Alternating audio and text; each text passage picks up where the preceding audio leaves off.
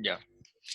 Da un segundo que tengo que compartir, Sí, sí, no, sincronizarlo con tómate el tu live. tiempo.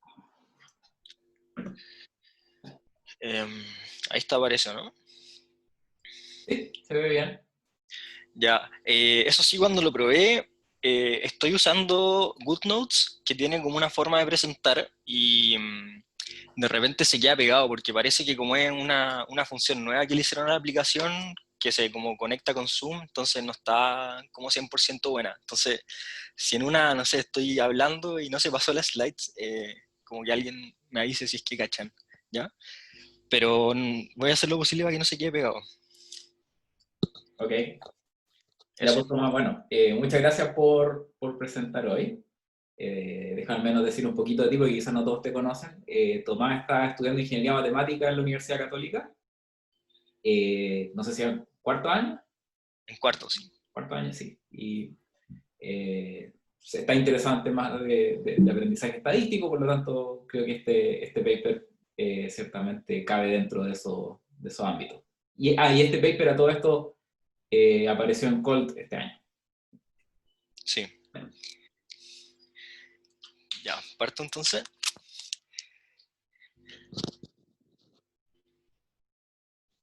¿Aló? Sí, te escuchamos bien. Ah, Dale. ya, voy a partir entonces. Ya, entonces el paper que voy a presentar se llama Sharper Bounds for Uniformly Stable Algorithms, que es de Oliver Busquet, Yegor Klochkov y Nikita Sibotovsky. Bueno, entonces vamos a ver como el outline de la presentación. Primero voy a dar como un poco de contexto, como introducir un poco el problema. Después voy a dar una motivación para el teorema principal, que va a ser con un lema, porque el teorema principal se ve un poco salido de la nada al principio en el paper, pero después con este lema que les voy a mostrar justo antes se entiende como por qué es el teorema que demuestran. Y después vamos a terminar viendo unas cotas inferiores para la cantidad que vamos a estudiar también, que va a ser el error de generalización. Eh, entonces, para el contexto, vamos a trabajar con una muestra de pares ordenados que se puede pensar como de ejemplos con su etiqueta o con sus categorías, que van a ser n muestras y van a distribuir acorde a una medida P que va a ser desconocida en el espacio producto X cruz Y. ¿Ya? Vamos a trabajar con algoritmos de aprendizaje que lo que van a hacer es tomar esta muestra y mapearla al espacio de las funciones que mapean elementos de X a elementos de Y. Al final nos entrega como un clasificador que nosotros le podemos pasar un elemento en X y nos devuelve su etiqueta. Y el output de este algoritmo, que va a ser basado en una muestra S, lo vamos a denotar por A de S, o sea, A sub S. Y nosotros nos interesa saber qué tan bueno es este clasificador que encontramos con el algoritmo de aprendizaje. Y para medir eso, qué tan bueno es, vamos a definir una función de pérdida que va a estar en el espacio I cruz I, que mide qué tan cerca va a estar, o sea, como qué tan bien o mal clasificamos un elemento con respecto a su etiqueta real.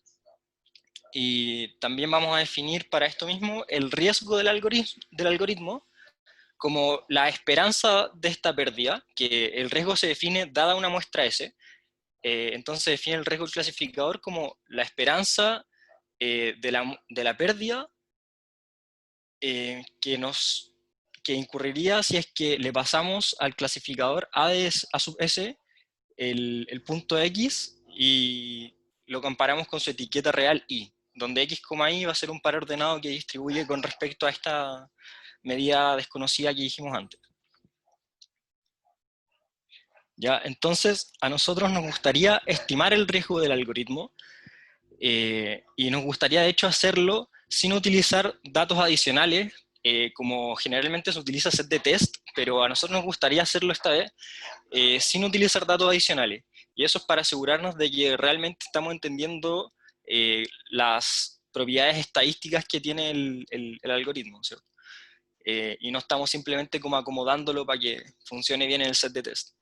Y entonces el estimador natural para el riesgo va a ser el riesgo empírico, que es el promedio de las pérdidas que nos producen si es que evaluamos este clasificador en la muestra S, punto a punto, ¿cierto? Entonces, cada uno de los puntos de la muestra nos da una pérdida, sacamos el promedio de todas esas pérdidas, y eso va a ser el riesgo empírico.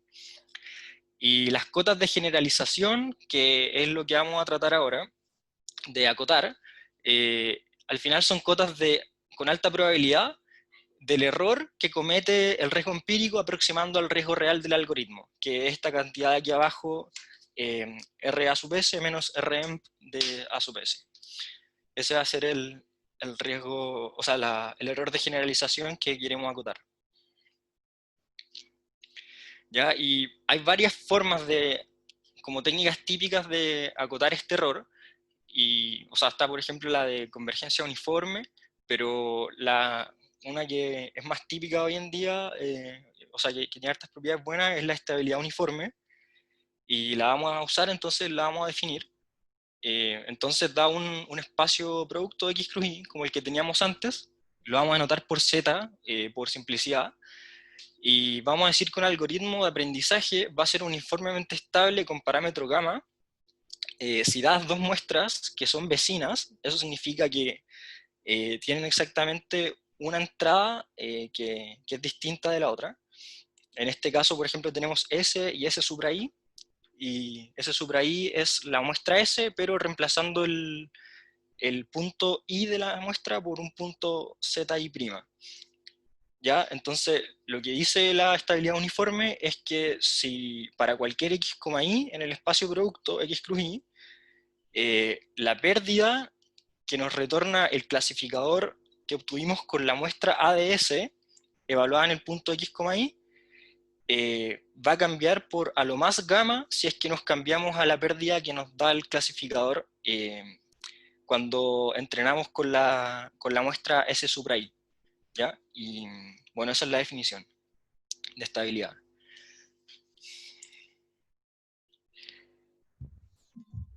Tomaba una Ya, consulta. sí, dime. Esa definición tiene algo que ver con differential privacy, de lo que hablaba Cristóbal la semana pasada. Como que la definición se parece harto, ¿no? Eso de tomar Sí, sí, sí, un era la misma definición que usaban de estabilidad la semana pasada, o sea, antepasada. Sí, de ya. hecho, o sea, lo que dice en el paper es que se puede considerar como una discretización de la definición de privacidad diferencial. Pero la verdad yo no he estudiado privacidad diferencial, entonces no entiendo bien las conexiones que tiene. Pero sí la definición con la que se trabaja en privacidad diferencial es la misma. O sea, es que tampoco esta no es la única noción de estabilidad, también hay como nociones de estabilidad que se definen en esperanza. Entonces esta creo que es un poco más fuerte, pero también se usa. Claro, pero solo para quizás poner un poquito de contexto, o sea, en la definición de privacidad diferencial uno también considera estos como S y SI que son vecinos. En eso son comunes, pero Ya. la consecuencia que eso tiene es un poco distinto. Aquí lo que estamos diciendo es que casi seguramente, si uno quiere, o en cualquier escenario, la función de pérdida cambia lo más por gamma. En cambio, Claro, lo que uno pide en privacidad diferencial es que el ADS y el ADS' como distribuciones, porque en ese caso el algoritmo tiene que ser probabilístico, tienen una especie de relación que, Claro, a es como una grandes versión rasgos, como que el determinista coeficiente de de... verosimilitud está acotado. Eso es un poco la idea. Entonces, se relacionan. De hecho, uno puede demostrar que un algoritmo diferencialmente privado no es uniformemente estable, pero es como con alta probabilidad. O sea, esta cota que uno tiene escrita aquí se cumple con alta probabilidad, por ejemplo. Donde este gamma que aparece aquí es el primer parámetro de privacidad diferencial, el epsilon, por ejemplo. Así que es más fuerte en cierta forma, pero no es tan directamente relacionada. ¿Okay? Se parecen y tienen hartas cosas en común, pero no son exactamente lo mismo. Ya, genial, gracias. ya, entonces para seguir. Bueno, entonces a nosotros nos interesaba acotar el error de generalización, y ahora que ya tenemos la noción de estabilidad, que nos va a servir para acotar eso, vamos a revisar las cotas que ya se conocen para esta cantidad, y la vamos a reescalar por n. Entonces, si se fijan, en todas las cotas está escrito n por el error. y lo rescalamos simplemente para que los cálculos sean más fáciles de hacer. ¿Ya? Entonces, dado un algoritmo de aprendizaje A uniformemente estable, y vamos a pedir que la pérdida esté acotada uniformemente por un L mayúscula, entonces con alta probabilidad, con probabilidad 1 menos delta, en el 2002 Bousquet y Elisef probaron como la primera cota con alta probabilidad para esto, que esta que está ahí en la slide. Si se fijan, tienen dos términos, o sea, una suma, y el lado de la izquierda tiene que ver con la estabilidad del algoritmo, y el lado de la derecha no tiene que ver con la estabilidad, sino con la muestra simplemente. Y si se fijan, el término este L raíz de n se repite en todas las cotas hacia abajo. Entonces, en verdad es un término que, del que no podemos zafar, porque es como el término que se obtiene, le llaman sampling error, y es el término que se obtiene en verdad porque estamos aprendiendo de una muestra que distribuye acorde a una medida desconocida. Entonces, si no hacemos ninguna suposición acerca de la distribución y además estamos aprendiendo de una muestra, entonces como que hay que pagar algo y lo que pagamos es ese término de ahí. ¿Ya? Entonces el sampling error, y ese decrece con una tasa de 1 partido en raíz de n, que si se fijan pueden dividir por n la desigualdad a los dos lados, y ese raíz de n se convierte en un 1 partido en raíz de n. Entonces la tasa óptima de convergencia para el error, la cota por arriba, la tasa óptima sería 1 partido por raíz de n. Ya, el tema con la cota de Bousquet y Elisef es que generalmente uno puede estar interesado cuando el algoritmo tenga una estabilidad del orden 1 partido en raíz de n, y si se fijan, cuando el algoritmo tiene estabilidad 1 partido en raíz de n, acá, la estabilidad se cancela con esa raíz de n y nos va a quedar un término constante. Y eso significa que el error en el régimen de 1 partido en raíz de n de la estabilidad, el error no necesariamente va a converger a 0, que es lo que a nosotros nos gustaría. Entonces esta cota del 2002 en algunos regímenes es como que no sirve mucho, y solamente en el régimen 1 partido por n sirve bien, y ahí el error sí converge a 0 con la tasa 1 partido en raíz de n, que es la óptima. Pero en el 2018 y 2019, Feldman y Vondrak, harto tiempo después, sacaron dos papers, y sacaron dos cotas nuevas para esta misma cantidad, donde en la primera pudieron sacar el término raíz de n, pero introdujeron un término raíz de gamma, ¿cierto? Y ese término también quizás no es como tan bueno ahí, porque a uno le interesaría que el gamma fuera bien chico. Entonces, si uno tiene un raíz de gamma en la cota, como que se pierde un poco qué tan ajustado va a estar eso. O sea, que como si dependiera solo de gamma, ¿cierto? Y después en el 2019, en su siguiente paper, sacaron una nueva cota, que es mejor que la anterior casi siempre, pero tiene una dependencia un poco distinto con unos logaritmos de n, ¿cierto? Y además no depende solamente de este término raíz del logaritmo de 1 partido en delta, sino también depende del logaritmo de 1 partido en delta. Eso significa que tiene cotas de desvío como parecida a las de variables, a una suma de variables subgaussianas y subexponenciales, mientras que la cota anterior tenía desvío solamente como una subgaussiana. Entonces por eso dicen que igual no es tan mala idea usar esta cota de vez en cuando, como que no hay que descartarla completamente la primera cota, aunque la segunda es mejor casi siempre. Y eso, entonces son las tres cotas que se conocen hasta ahora, y este término que está subrayado acá es un término que en este trabajo nuevo lo remueven, ¿ya? Y la cota que queda es la misma que del paper del 2019, pero sin ese término que está antes subrayado. ¿Ya? Entonces lo que hacen en este paper Bousquet, Kloshkov y Sivotovsky es que demuestran un teorema principal, ¿ya? Que es como su gran resultado, y como corolario de ese teorema les sale esta cota de generalización nueva, que lo que hace es remover el término innecesario con logaritmo cuadrado de n, así que un poquito mejor. Eso. Tomás, una pregunta. ¿Sí? ¿Puedes volver al slide anterior? Sí. Esto, no me acuerdo bien, pero en Busquets y Elisef, o quizás lo mencionan también en este otro paper, hay una cota que se cumple en esperanza nomás. Todas las cotas que tú has mencionado acá son cotas que se cumplen con alta probabilidad, ¿verdad? Pero Sí, todas la son con cota en alta probabilidad. esperanza, ya en Busquets y Elisef, era, ¿te acordáis de qué orden? No, es que no estoy el paper es entero porque era muy largo, entonces las cotas en Ya. esperanza no las vi. Vi solo las cotas con alta probabilidad. Yo diría que es de orden, déjame pensar, pero o sea, en el fondo, por ejemplo, en Esperanza tengo entendido que gamma igual 1 partido por raíz de n ya te entrega la convergencia 1 partido por raíz de n. Entonces es algo así como gamma más ese término que tiene el L raíz de n.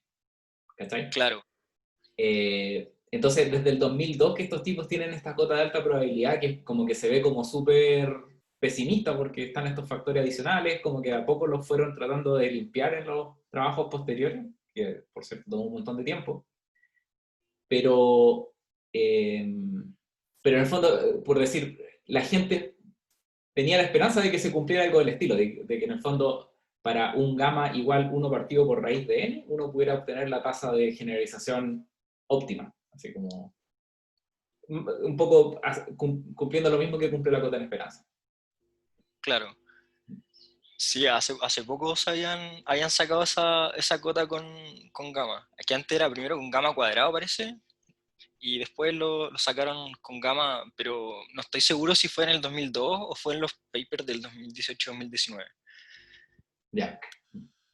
No, pero Pero la cota en esperanza es de Busquets y Eliseo del 2002. Lo que pasa es que no me acuerdo exactamente cómo se ve, pero creo que es gamma simplemente. Gamma más el error que decías tú que es inevitable. Esto no partido por raíz de n. sí, sí, sí, sí. Las cotas en esperanza eran así. Yo las que vi primero, como en el 70, aprobaron una como gamma cuadrado más el error de sampling y Ah, después, ya, sí, sí, después sacaron solamente con gamma. claro. Ya. Entonces ahora, bueno, sacan ese término innecesario y lo hacen con un teorema principal, ¿ya? Em, y ese mismo teorema principal también permite recuperar la cota de Feldman y Vondrak del 2018, que era la que les dije que tenía solamente desvío subgaussiano. Y bueno, por último también se demuestra que la cota obtenida en el teorema es ajustada, a menos que se use información específica sobre distribuciones de variables aleatorias, porque es un teorema para funciones de variables aleatorias, y se demuestra que esa cota es ajustada salvo un factor logarítmico. Eso. Ya, bueno, aquí voy a introducir un poco de notación, que es más o menos estándar, pero no toda. Entonces, ya, para dos funciones no negativas, f y g, vamos a definir que f es menor o igual que g con s menor o igual, si es que existe una constante tal que f es menor o igual que c por g. Vamos a definir la norma LP de una variable aleatoria como la esperanza de valor absoluto de la variable aleatoria elevado a p, todo eso elevado a 1 partido por p. También vamos a trabajar con n variables aleatorias independientes que al final van a representar la muestra, ¿cierto? De n puntos, pero los vamos a trabajar en un espacio, en el espacio z igual x cruz y. Entonces vamos a trabajar en verdad con z1, z2 hasta zn. Esas van a ser las variables aleatorias que vamos a usar. Y para un subconjunto A de los números del 1 hasta el n, vamos a denotar por z sub a al vector de variables aleatorias zj con j en a. Por último, no por último, pero también vamos a definir z supra i como el dataset vecino a z, donde le cambiamos la entrada i por un zi', que es una copia independiente del zi original. Y para una función de variables aleatorias y un subconjunto de los números del 1 al n, vamos a definir la norma P dado z sub a como la esperanza de la función elevado a P condicionado a z sub a, y todo eso elevado a 1 partido por P. ¿Ya? Y aquí me gustaría agregar algo, escribirlo. Si uno tiene una cota sobre esta cantidad acá, que sería algo así como la norma P de z sub a menor que C, Eso, uno, por un argumento de integración, que es bien simple, son como dos líneas, puede concluir que la norma f, o sea, la norma p de la función también va a ser menor o igual que c, ¿ya? Y bueno, en ese sentido es como más fuerte o sea, es más fuerte acotar sobre la norma condicionada que sobre la norma real, ¿cierto? Y eso lo digo porque más adelante, en un momento vamos a obtener una cota del estilo de esto, que va a estar acotada y vamos a concluir algo así. Entonces, por eso lo digo ahora. Ya, pues entonces ahora vamos a ver el lema, que es la motivación para el teorema principal. Ya, el lema dice que bajo estabilidad uniforme, para un algoritmo de aprendizaje con parámetro gamma, y una función de pérdida acotada uniformemente por L mayúscula, para las funciones GI definidas como están acá, como la esperanza, dado un punto X y prima, de la esperanza respecto a X, Y de la pérdida, de evaluar el punto X, Y con el clasificador obtenido, entrenando con la muestra S supra I, menos la pérdida dado ese mismo clasificador, pero si le entregamos el punto X, Y de la muestra original, ya esta cantidad es como un poco enredada. Al final esta cosa es el error nomás, y esta cosa es el error que nos va a dar una muestra. O sea, un punto de la muestra.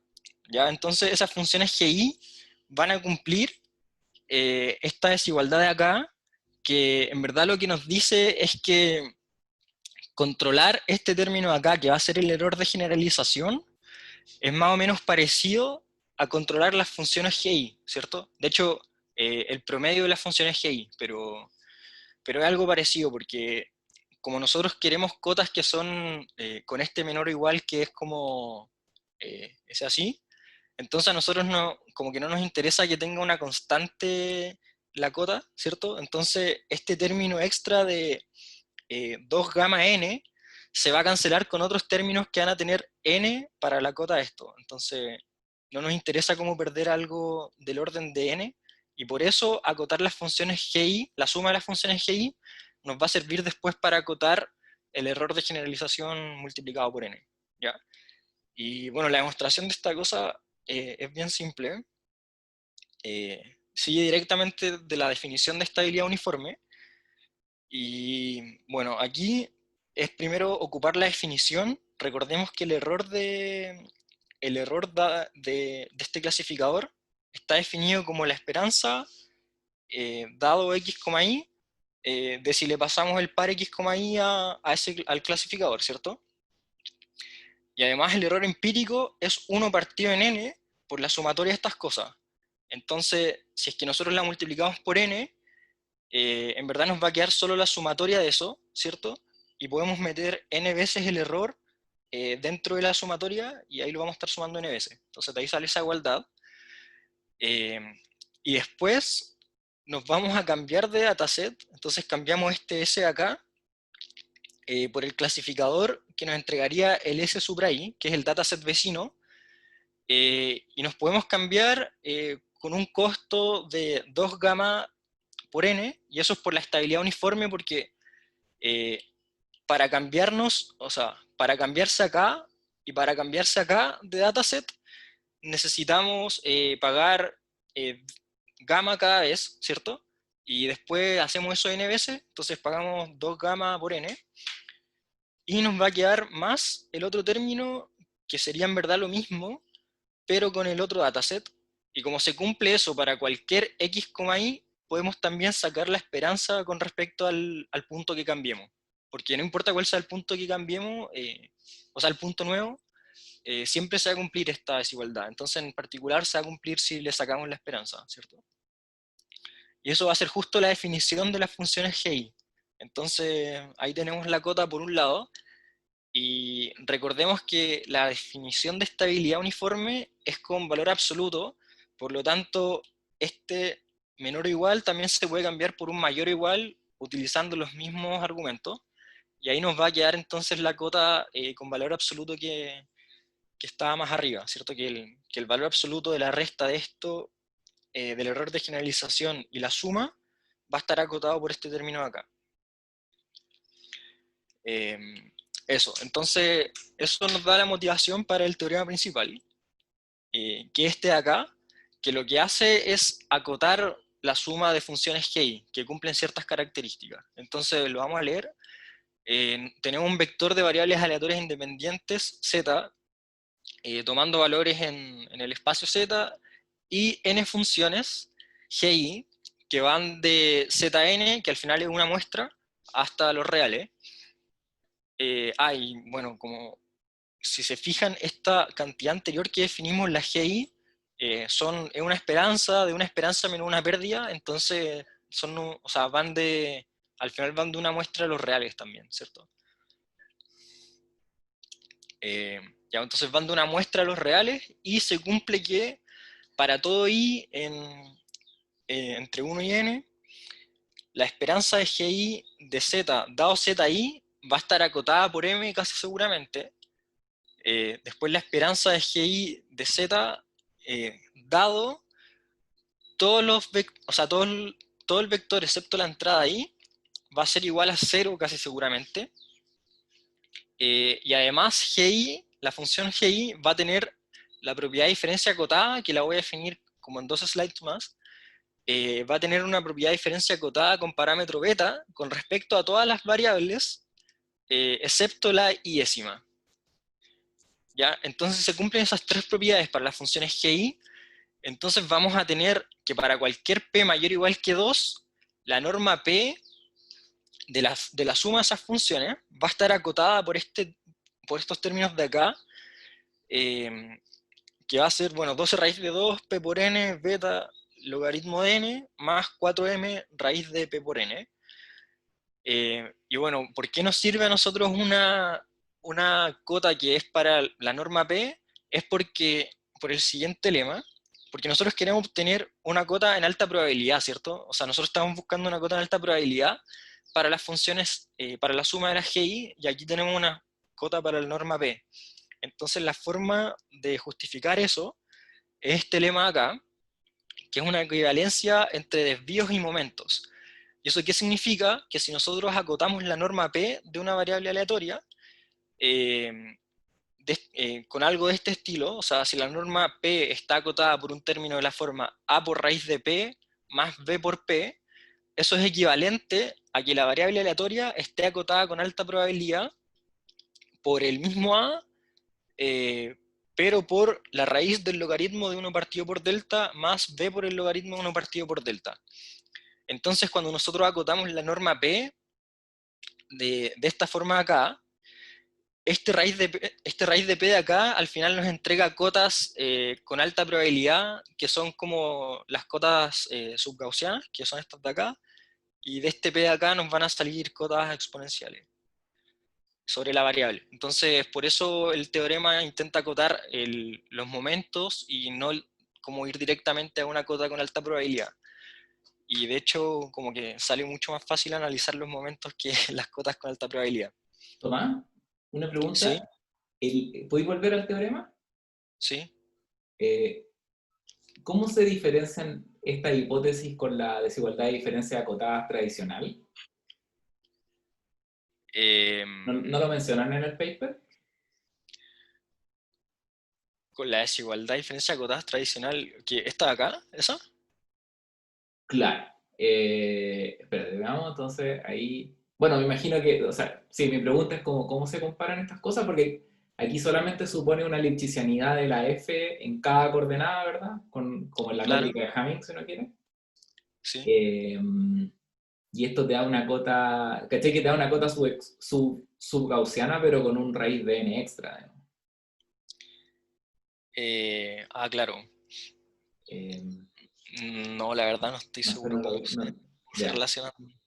Eso es interesante porque en el fondo este teorema es como súper general y la desigualdad de diferencia acotada se ocupa en un montón de cosas. Entonces, si uno como puede mejorar ese resultado, es interesante entender cuáles son las hipótesis para poder mejorarlo.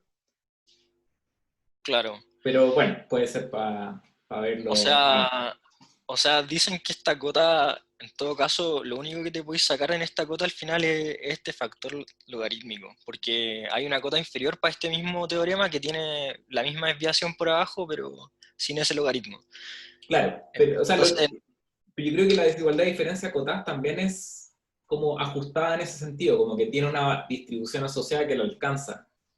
Pero me imagino que en el fondo aquí hay hipótesis extras que te permiten hacer algo mejor. claro, Porque, o sea, por ejemplo, el beta aparece solito acá, y me parece que en la otra desigualdad el beta aparece con un factor extra. Eso yo creo que es el que hace la diferencia, me parece. eh, a ver, déjame avanzar y Sí, sí, dale recordarlo. más, dale más. Eh,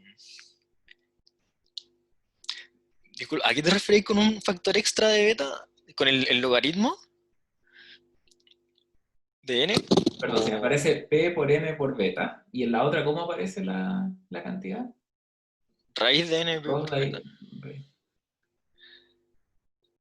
pero no O está sea, en bien. ambos casos influye la cantidad de, como de variables y la norma que estáis sacando.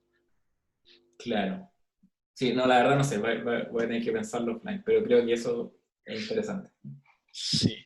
Ya, bueno, entonces, bueno, si alguien no la conocía, la voy a nombrar igual. La desigualdad de diferencia acotada eh, es, bueno, da una función de variables aleatorias, de n variables aleatorias en un espacio X.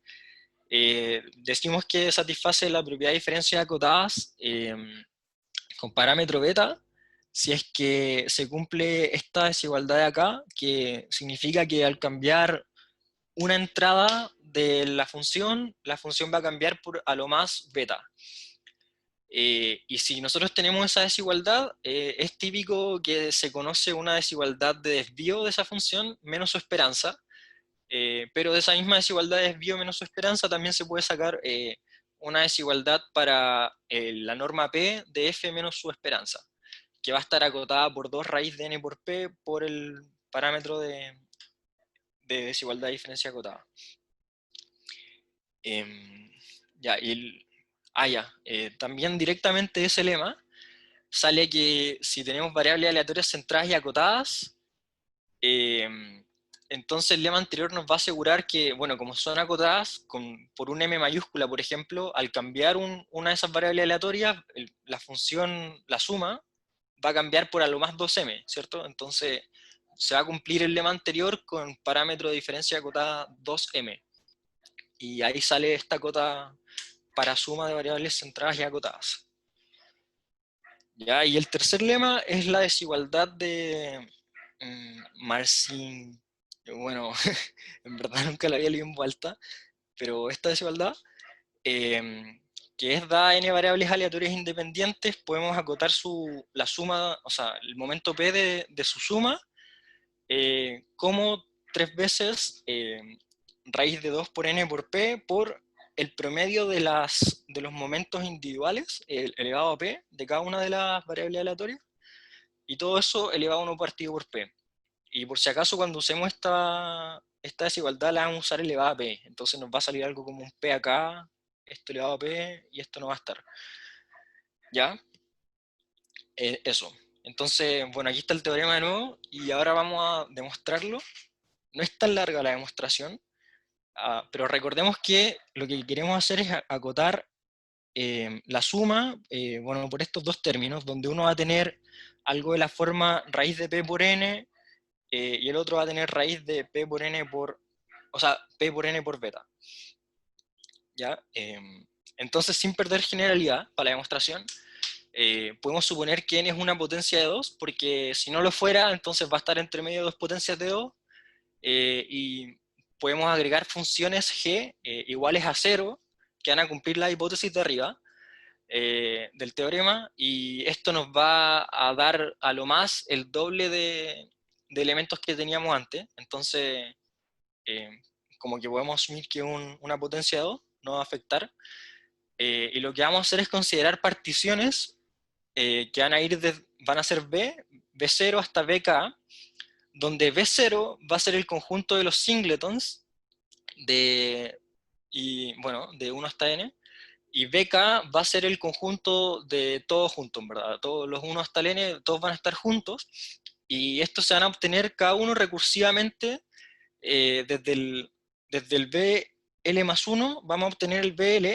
dividiendo cada uno de sus elementos en dos partes iguales. Entonces aquí hay una forma de cómo se podrían particionar, ¿cierto? Entonces, partimos aquí con todos iguales, vamos dividiendo este conjunto en dos, y en dos y en dos sucesivamente, hasta que ya están todos casi divididos, y después los dividimos una vez más y nos da la partición 0.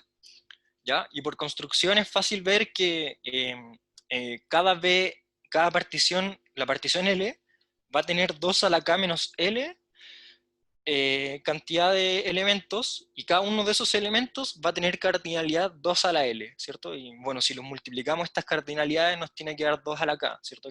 Porque al final estaríamos considerando todos los elementos. ¿Ya? Y vamos a definir para cada i, y para cada i, L en n cruz k, vamos a definir a B supra L de I como el único conjunto en BL que contiene a I, ¿ya? Y bueno, aquí me gustaría decir, para que sea un poco más claro, que, o sea, sobre la definición siguiente, para que sea un poco más claro, me gustaría notar que si consideramos la partición 0, que es donde están todos los singletons, entonces el conjunto que contiene al I va a ser el singleton I, ¿cierto? Y si consideramos el conjunto donde están todos, o sea, en la partición donde están todos juntos, el conjunto que va a contener al I va a ser o sea, todos juntos del 1 al n, ¿cierto? Y ahora vamos a definir unas variables aleatorias G, L, I, que va a depender de la variable aleatoria I y de todas las otras variables aleatorias que no estén en el conjunto de la partición L que contiene I. ¿Ya? Y la vamos a definir como la esperanza de GI dado esas variables. ¿Ya? Y lo que vamos a hacer ahora, bueno, notar que si nosotros escribimos GI0, esto al final va a ser la esperanza de GI, ¿cierto? Pero dado ZI y ZN sin BLI. Pero B0I dijimos que era solo el singleton. Entonces al final estamos condicionando GI a todas las variables aleatorias. Por lo tanto, GI0 va a ser simplemente GI, ¿cierto? Ya está como determinado completamente. Y si escribimos el GIK, eso va a ser lo mismo que la esperanza de GI dado solamente el ZI, ¿cierto? Porque acá, cuando nosotros, o sea, como el B supra K de I es todos los elementos, entonces en esta definición vamos a estar condicionando primero al ZI, y después vamos a condicionar a Z sub n y quitándole n, que sería BKI, ¿cierto? Entonces en verdad sería solamente la esperanza de GI dado ZI. Entonces ahora lo que podemos hacer es escribir esta cantidad acá, GI menos la esperanza de GI dado ZI, como una telescópica, ¿cierto? Entonces al final se nos van a cancelar todos los términos y nos van a quedar solamente los dos que les mencioné recién. Y pasando la esperanza hacia la derecha, nos va a quedar una igualdad para GI, ¿cierto? Y lo que nosotros queremos acotar es GI, entonces lo que podemos hacer es sumar sobre I y acotar sobre la suma, o sea, acotarlo por la suma de estas esperanzas con esta suma acá.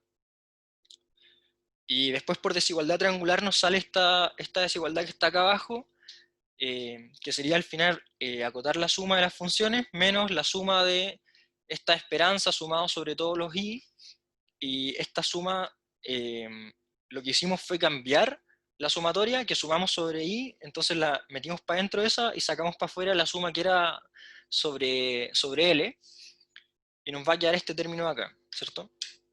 Eso, entonces lo que vamos a hacer ahora es acotar algo, o sea, recuerdan que eran dos términos por los que queríamos acotar, entonces el primero es acotar con esta y el segundo es acotar con este. Tomás, ¿Sí? quizás solo como comentario, igual suena como bien enredada la construcción, pero, por ejemplo, si uno va a la desigualdad de diferencias acotada, la demostración hace algo bien parecido, que en el fondo, o sea, no es parecido, es construir una secuencia de como esperanzas condicionales con respecto a la variable aleatoria 1, 2, 3, etc. Entonces, Claro, y esa construcción se conoce como la martingala de Dupes, etc. Pareciera ser que aquí lo que hacen es como en vez de revelar las variables aleatorias de a una, construyen este árbol donde van como poniendo subconjuntos y para revelar como una en particular como que recorren ese árbol, me pareciera. O sea, parece como intuitivamente, es como una construcción más sofisticada de cómo revelar las esperanzas condicionales. mm, no, no sé, es que la verdad no me cuestioné tanto la estructura de esta demostración, pero sí es parecida, pero Pero, o sea, claro, solo por comparar, por ejemplo, la demostración de diferencia acotada ocupa una construcción que es como mucho más directa, que es simplemente revelar las variables aleatorias de a una. En cambio, aquí claro, las telescópicas son como sobre los subconjuntos, ¿verdad? claro.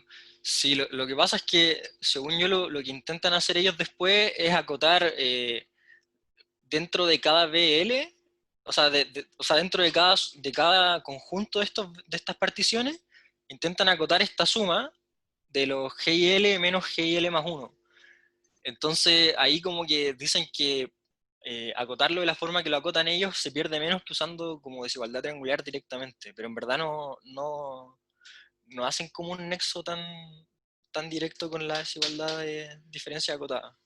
Por lo que decís tú también, yo creo, porque aquí como condicionáis solamente en una variable, en la otra demostración parece que condicionáis como en todas hasta la anterior. Claro, o sea, porque vaya a acotar, en el fondo tú estás acotando la F menos su esperanza, ¿verdad? Claro, Entonces, la telescópica que generáis son la diferencia de las esperanzas condicionales con respecto a la secuencia de todas las variables aleatorias. claro. Sí, es distinta la dependencia, según yo. Ya, Es no, como sí, un poco sí, más seguro. enredada, pero sí se parece. Pero en verdad no sé cuál, o sea, te mentiría si te digo como que hay un nexo muy explícito, porque no sé. Ya, pues entonces queremos acotar esos dos términos. El primero, el que está más a la izquierda, es más fácil de acotar, y esto porque recordemos que teníamos que estas variables aleatorias, por hipótesis, las esperanzas de GI dado ZI están acotadas casi seguramente por un M mayúscula. Y bueno, también notando por esperanza iterada se tiene esta cadena de igualdades, que esto igual a esto, igual a esto, y eso es cero casi seguramente por las hipótesis, ¿cierto? Entonces tenemos variables aleatorias que están acotadas y centradas, y con eso podemos utilizar la versión para momentos de la desigualdad de Hoeffding que había mencionado antes, que era como un caso particular que salía de la desigualdad de diferencia acotada, y ya tenemos acotado el primer término, ya ese sale bien fácil, y eso es uno de los términos que aparecen en la cota final. Ahora el otro término es que es más difícil controlar. Entonces, para acotar el segundo término, lo que vamos a hacer es fijarnos que entre estas dos variables hay una relación del estilo GIL más 1 es igual a la esperanza de GIL dado algo.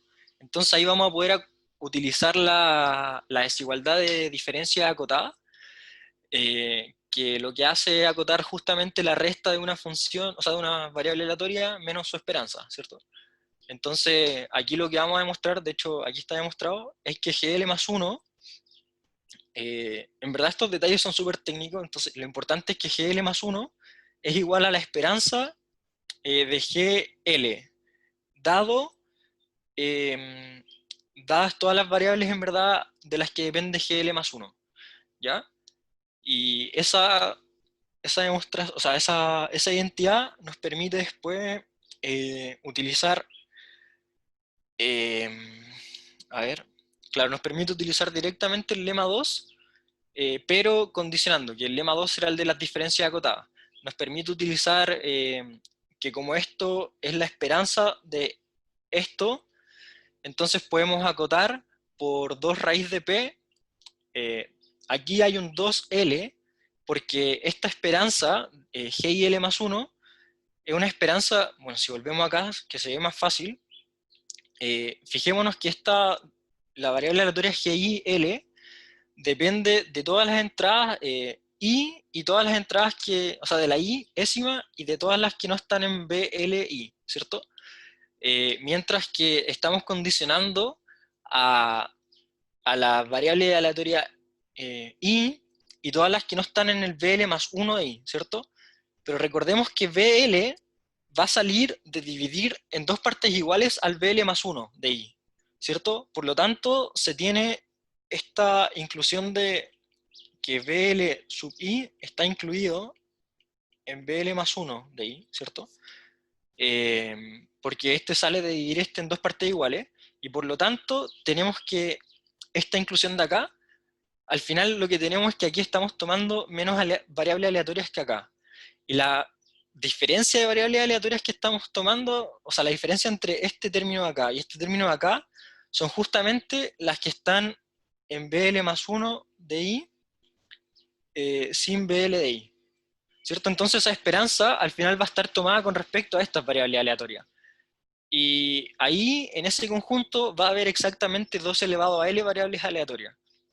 Y por eso nos sale este 2 a la L de aquí abajo, porque es la cantidad de, como de variables con respecto a las que estamos tomando la esperanza, ¿ya? Y eso de hecho es como justamente lo que decía en la línea de abajo. Y también, no sé si se acuerdan, pero yo les dije que con un argumento de integración salía que si uno podía acotar la norma dadas ciertas variables aleatorias, entonces tenemos esa misma cota, nos sirve para acotar la norma directamente sin condicionar, porque por el argumento de integración. Entonces vamos a tener que en verdad la norma P de GIL menos GIL más 1 está acotada por esa misma cota que sería 2 raíz de P por 2 a la L por beta. Y ahora lo que vamos a hacer es mirar la suma de estas variables aleatorias de G y L menos G y L más 1, donde los L van a estar en un conjunto BL de la misma partición L, ¿ya? Y lo interesante es que si nos fijamos, esas variables aleatorias van a depender solamente de ZI y de ZN sin BL, ¿cierto? Porque recordemos que nosotros definimos esta función, o sea, la GLI va a ser una función de ZI y de ZN sin BL, ¿cierto? BLI en verdad.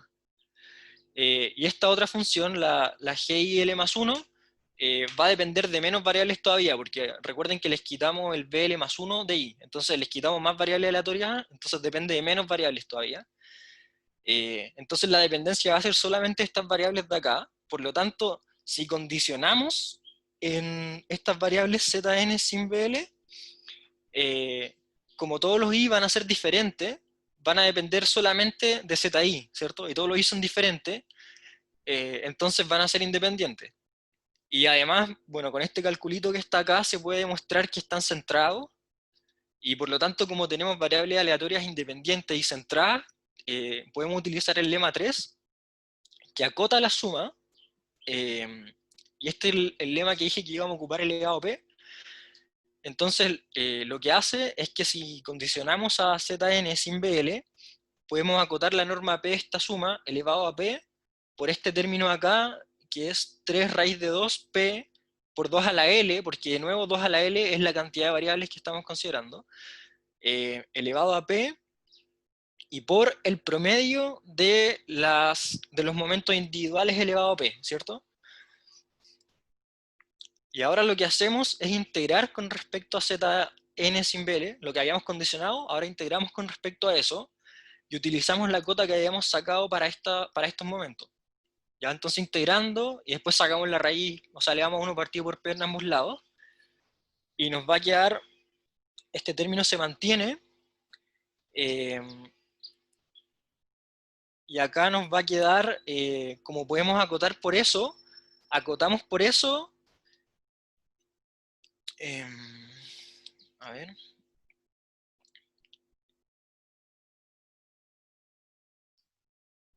Ahí estáis ocupando desigualdad triangular nomás o algo. acá, ¿Sí?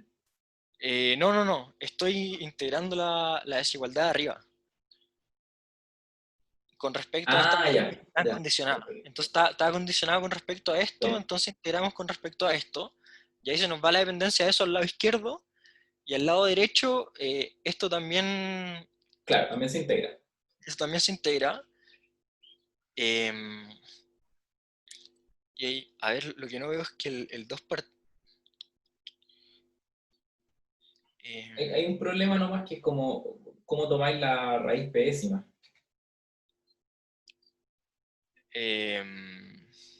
¿cómo?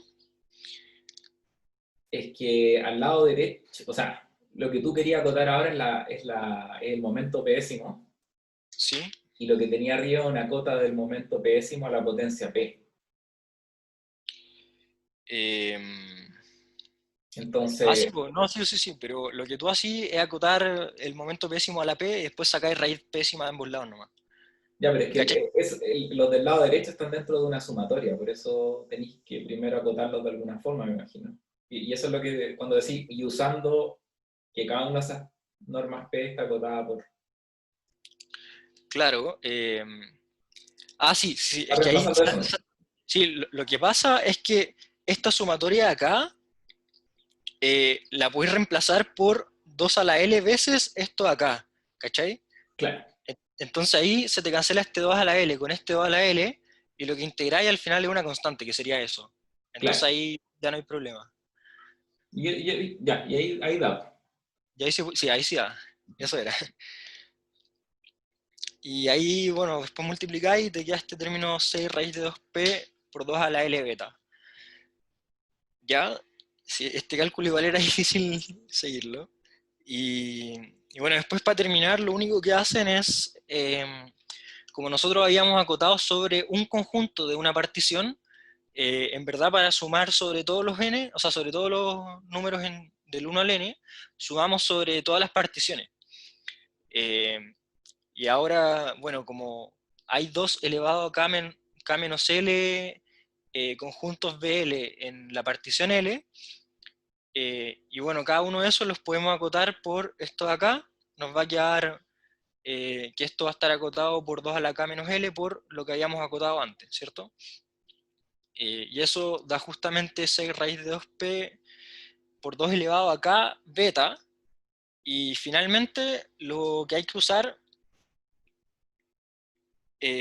bueno, reemplazamos el 2 a la k, que recordemos que era n, ¿cierto? Lo reemplazamos acá, y utilizamos que 2 a la k es menor que 2n, ¿cierto? Porque nosotros asumimos que n era como, está entre 2 a la k y 2 a la k más 1. Y, y ahí entonces nos va a salir el factor logarítmico de acá. Eso. Perdón, ¿de dónde salió el factor logarítmico ahí? A ver, es que tení...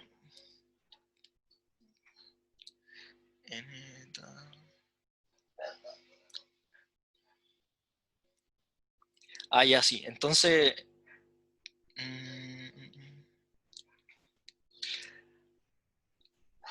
lo que pasa es que el K sale porque nosotros lo que acotamos acá arriba es esto de acá, ¿cierto?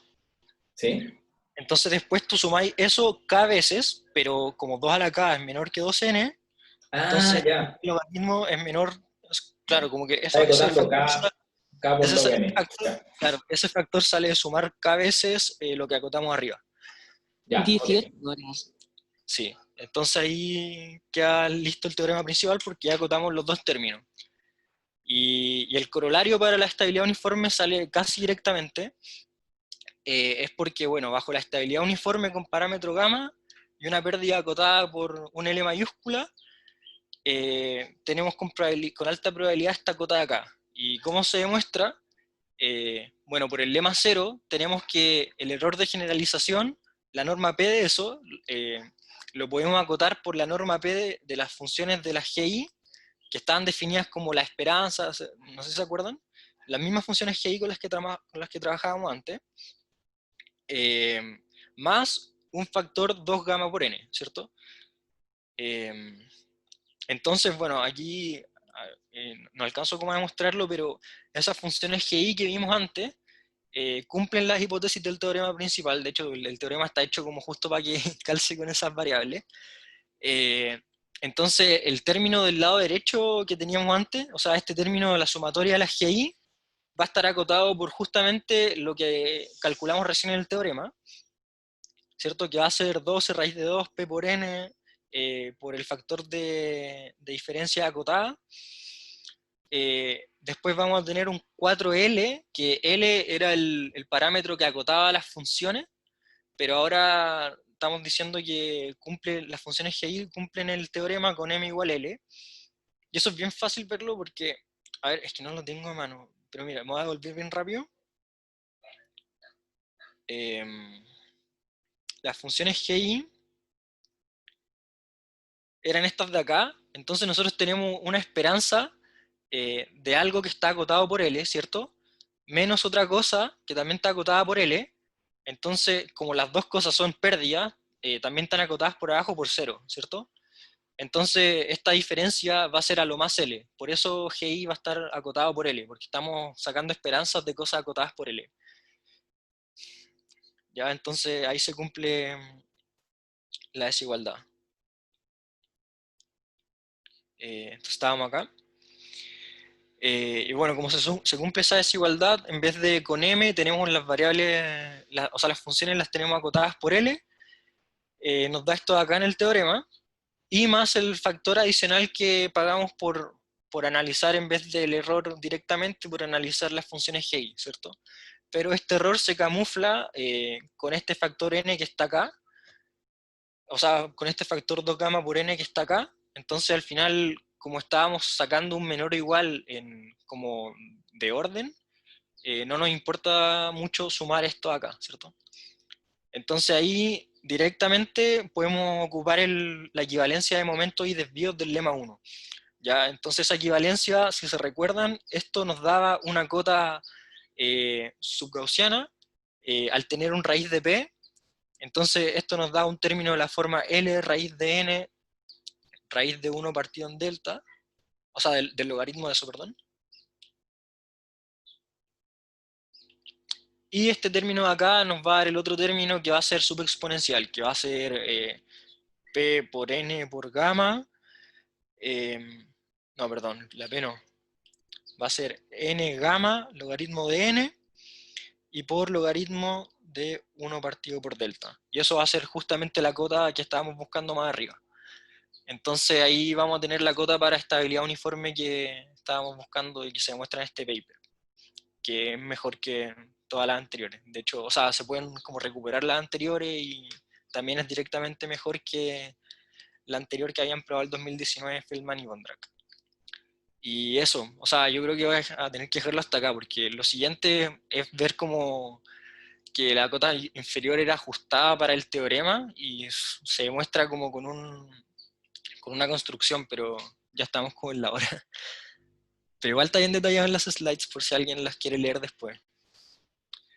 Ya pues, Tomás, muchas gracias. Sí, mándame las slides y las puedo subir a la página web. Y bueno, también les puedo decir como unas preguntas abiertas que dejaron también, por si a alguien le interesó. Es interesante que quizás este factor logarítmico, como no se puede sacar todavía, le interesaría ver a los autores si es que se puede sacar ese factor o no. Y bueno, la cosa como optimista de eso es que ellos prueban como una cota para el caso particular de cuando p igual 2, o sea, cuando acotamos la varianza al final del error, y ahí ese término no aparece. Así que quizás se podría sacar para p mayor que 2. Y lo otro que no encuentran es que ellos al final como que llevan el análisis del error al análisis de funciones de variables aleatorias, y eso les da como harta generalidad para elegir variables aleatorias, pero también por ese mismo motivo les cuesta mucho encontrar un algoritmo de aprendizaje que alcance las cotas que sacan como analizando esto a través de variables aleatorias en vez de directamente a través del error del algoritmo. Entonces les gustaría encontrar un algoritmo que alcance esas cotas. Y bueno, también esta técnica de momentos como que parece que no la habían usado mucho en otros trabajos quizás, entonces dicen que quizás se pueden analizar muchos otros trabajos que están probados con alta probabilidad y ver si quizás se pueden mejorar cotas utilizando el método de los momentos. Y eso. Y también lo último es que el lema de diferencia acotada, el lema 2 que les mostré, también tiene ahí requería que las variables aleatorias estuvieran acotadas. Entonces también hay extensiones de ese lema para cuando las variables aleatorias no son acotadas, y en ese caso, si es que se usan esas extensiones, quizás se podría como probar el teorema que se probó hoy día, quizás se podría demostrar para cuando la pérdida no está acotada, porque ahí nosotros estábamos asumiendo una pérdida acotada como en todo el paper. Y eso. Ya, pues, muchas gracias, Tomás. Muy buena Ya. charla. No sé si preguntas.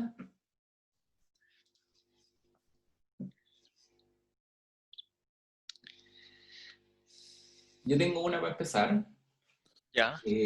No tengo muy claro de lo que hablan cuando dicen encontrar un algoritmo que alcance estas cotas. O sea, la pregunta va por el lado de quizá entender si ese login es necesario o... Eh, claro. Chuta, a ver. Voy a dejar de compartir porque como que se champió. Pero sí, lo que pasa es que ellos encontraron variables aleatorias que cumplen como con su cota inferior, pero no saben como de un algoritmo de aprendizaje que tenga como justamente ese error de generalización. Eso les gustaría encontrar, como al final para ver si ha acotado o no su cota inferior o su cota superior, alguna de las dos. Como, porque Claro, todavía hay un gap entre la superior y la inferior, entonces si encuentran, no sé, un algoritmo que les mejore la cota inferior, sería bueno. O sea, como para no seguir buscando bajar la superior. O si no, bueno, eso. Y no tienen ningún algoritmo que alcance justamente la cota inferior que demostraron como a través del análisis de sumas de variables, de funciones de variables aleatorias. sea, es rara la pregunta porque el punto de estos métodos de estabilidad uniforme, etcétera, es porque es difícil entender el error de generalización. Entonces, claro, yo entiendo que como un ejercicio académico puede ser interesante tratar de encontrar un algoritmo que alcance la cota, pero es que las cotas existen porque no sabemos cómo calcular esas cosas. Que es como... Entiendo por dónde va la pregunta, pero es rara. Ah, claro, sí, puede ser. O sea, es que lo dejan abierto, no sé, en verdad. Es que yo no cacho tampoco tanto de como de algoritmos de aprendizaje en sí, como de cómo se relacionan con tanto. Entonces, Claro, pero por ejemplo, ellos hablaban en el paper hay un ejemplo que dicen como ya, tomemos funciones aleatorias, o sea, funciones de variables aleatorias que sean GI, defínela como una constante por un signo de Rademacher, y dicen que al final, por ejemplo, la suma de eso corresponde a un algoritmo de aprendizaje que siempre te entrega el mismo clasificador. ah, Y yo no entiendo bien cómo de dónde sale eso, pero yo creo que ellos quieren encontrar una relación de ese estilo, como relacionan esas funciones, las relacionaron a un algoritmo, quizás encontrar un algoritmo que se relacione con las funciones que ellos definieron para la cota inferior. claro, claro. Ya. Eso. Y en la presentación tan detalladas, no la alcancé a mostrar, pero están detalladas como las funciones que alcanzan justo la cota inferior. Mm. ¿Hay más preguntas?